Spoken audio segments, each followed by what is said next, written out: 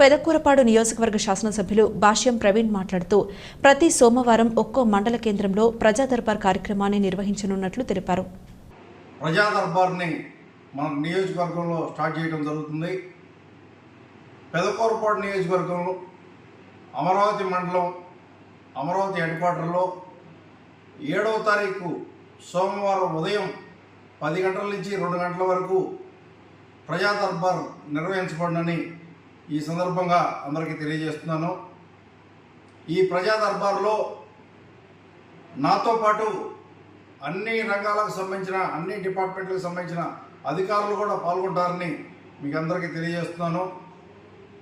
మండలంలోని అన్ని గ్రామాల ప్రజలకు విజ్ఞప్తి, మీకు సంబంధించిన ఎటువంటి సమస్య అయినా, రెవెన్యూ సమస్య అయినా, పోలీస్ డిపార్ట్మెంట్కి సంబంధించిన సమస్య అయినా, అట్లానే వాటర్ వర్క్స్కి సంబంధించిన సమస్య అయినా, ఎలక్ట్రికల్ డిపార్ట్మెంట్కి సంబంధించిన సమస్య అయినా, ఎటువంటి సమస్యనైనా అర్జీ రూపంలో మీరు అందిస్తే తక్షణమే పరిష్కారం చూపే దిశగా మేము ప్రయత్నం చేస్తామని ఈ సందర్భంగా మీకు తెలియజేస్తున్నాను.